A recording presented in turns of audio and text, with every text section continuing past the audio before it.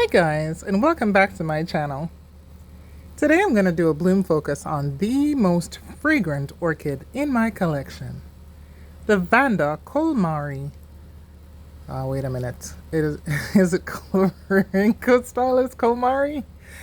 You know, yes, I believe it's coloring Stylus Kolmari, but Vanda Kolmari is just fine too. I got this one from Moats Orchids about 8 years ago. It has been potted the entire time. You can see down in the roots, we have a brand new root here. This one produces a ton of roots. I actually broke off the entire, well, not me, I broke the entire root system about 3 years ago. It fell in a storm and fell out of its pot, and most of its root system broke off, so I had to put it back in the pot, of course, and then it grew new roots. When it lost its root system, it did not bloom for about a year and a half. Vanda Kolmari has a very beautiful wine and berries fragrance. It would smell the same as if you actually boiled elderberries, but I actually know what boiling elderberries smell like because I make elderberry jam from the elderberry tree in my yard. If you don't have elderberries, it actually smells like slightly burnt strawberry jam. There is a richness to it. It's not exactly like the candy strawberry. It's richer than that. It's a deep scent. Some say wine, but I don't drink wine and I don't think it smells like wine, but yeah.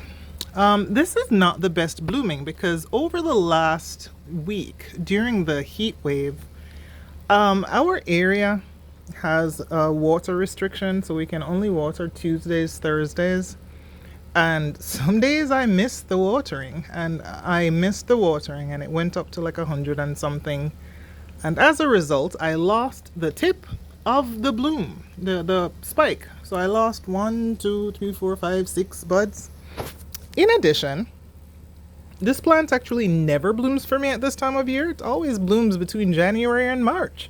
So this is the first time in the entire 8 years I've owned it that it has bloomed in the summer. Not sure about why it wants to do that, but I'll take it. It's a beautiful fragrance. I'll take it anytime. If you haven't been having success with your Vanda Kolmari, I strongly suggest potting it. They happen to like more moisture than all the other Vandas, and it let me know it did not have enough by blasting the tips of the blooms. But I wasn't going to water anymore because of the restrictions in my area. Let me put it down for a second. For some reason, its flowers are pointing downward. Look at those rich burgundy blossoms. It's absolutely beautiful. Now, I have not watered. As usual, I have not watered. Today is Thursday, and I was supposed to water today because it's a watering day. So I am going to do that tonight. It has been way too hot. It is boiling hot right now. The feel like temperature is 93. I hate the heat. But anyway, yeah. So this plant has been troublesome in its beginning.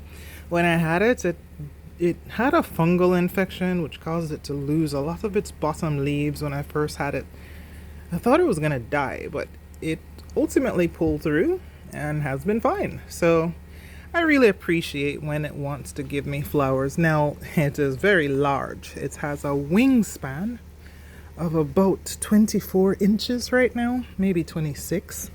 Not a windowsill grower by any means. And I have it in a large pot. And the leaves are actually nice and very thick, like the Gigantea, of course. And, but man, the scent, I can step back from this about 5 feet and still smell it. I walked outside and I smelled it.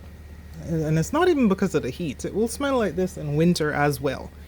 So it's definitely something that if you're a fragrance lover, listen, this is the one that you're going to love.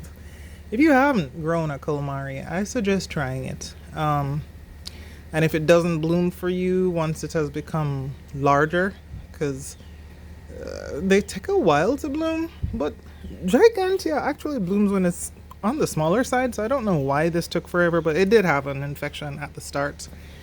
So, yeah, give it a chance in a pot, and that might work. Mine is so thirsty right now. I really need to water it.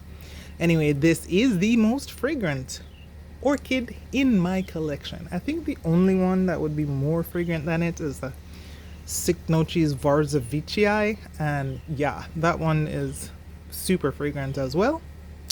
But yeah, this one is the winner in my collection. It's a well balanced fragrance, warm, fruity, sweet, and very complex. I really enjoy it. This is one that I would strongly suggest you get if you're into fragrance at all.